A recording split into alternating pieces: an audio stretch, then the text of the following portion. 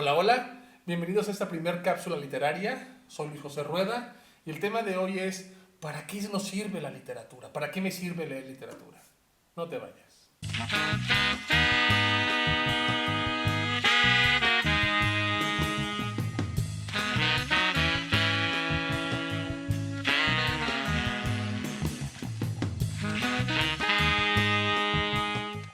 La literatura, en primer lugar, siempre nos las han intentado, por así decirlo, meter desde el colegio, en la universidad. Nos mencionan siempre el valor de la literatura. Es decir, oye, tienes que ser culto, oye, tienes que leer tal libro que muchas veces parece totalmente aburrido. Y eso, pues, hasta cierto punto nos aleja de ese placer de leer. Y digo placer entre comillas porque no todos lo disfrutan. Es decir, muchos, por ejemplo, cuando nos dejaron leer el Quijote en el colegio, en la prepa, eh, pues agarrábamos el libro, 2 páginas, 3 páginas y empezábamos a cabecear. Realmente no es algo tan grato, sobre todo cuando no hay un gusto por, en este caso, disfrutar el lenguaje de Cervantes, o por ejemplo leer un Ulises de James Joyce y pues perderte en esas descripciones que hace el autor, o por ejemplo leer a un Julio Cortázar que pues nos está introduciendo a la vida de la famosa maga en Rayuela. La literatura parece que solamente está compuesta por historias bonitas o muchas veces historias aburridas o complejas, pero realmente la literatura nos permite transmitir un conocimiento. ¿A qué me refiero con conocimiento? Me refiero, perdón, a transmitir esa sensación de lo que percibimos de la vida cotidiana, también transmitir lo que sentimos y cómo podemos expresar en palabras estados anímicos, estados también mentales. Entonces, la literatura no es algo así nada más, así que digamos una historia bonita como tipo Walt Disney, donde las personas terminan felices para siempre o terminan totalmente desgraciadas al final. No, no, no, no. O sea, tiene que ver algo más grande.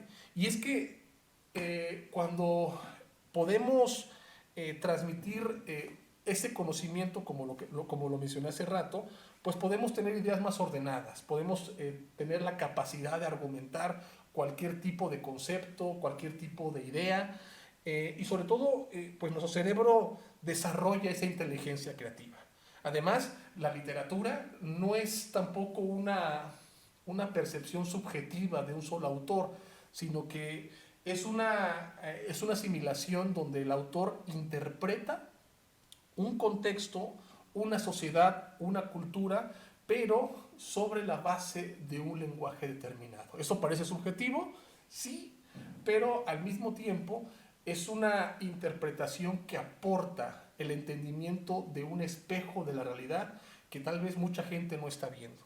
Por eso es pues como por así decirlo, es una interpretación cotidiana, una interpretación de la vida diaria. Y creo que nosotros, como seres humanos, como estudiantes, como padres, como trabajadores, como, no sé, oficinistas, como cualquier tipo de persona que pues tenemos una rutina diaria, pues tenemos una forma de entender nuestra rutina, tenemos una forma de entender lo que nos entristece, lo que nos alegra, lo que nos permite, pues por así decirlo, eh, sobrellevar el día a día.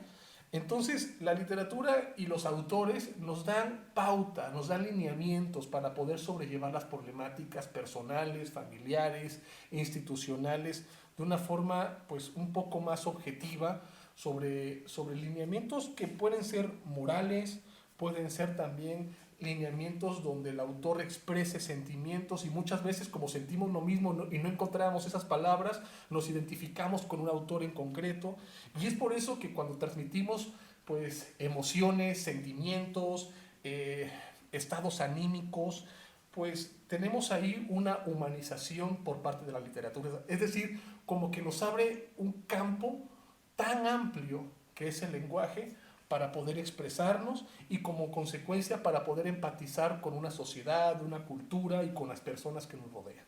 O sea, la literatura no es algo así nada más como una historia, como dije al inicio, bonita o una historia trágica necesariamente, sino que es una forma de entendimiento de la vida personal.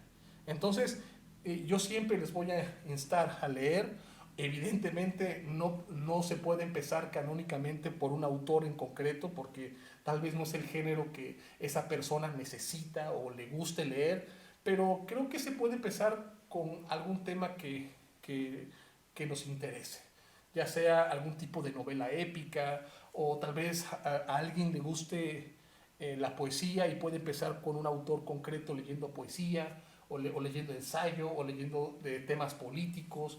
Eh, y de ahí, pues partir a autores que son icónicos en el desarrollo del pensamiento literario. Hablo de Cervantes, hablo de James Joyce, hablo de Rousseau, entre otros, ¿no? Y que son, pues, autores que, pues, como una vez leí en un periódico en Guatemala, en un columnista, tenía el nombre de su columna llamada Tesoliloquios, eh, pues eso, leer autores es como pues pararse sobre los hombros de gigantes.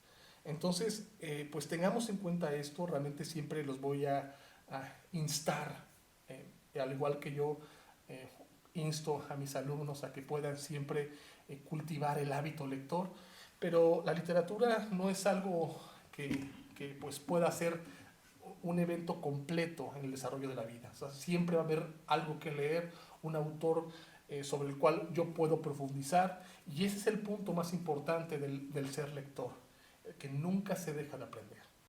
Nos vemos en la siguiente cápsula.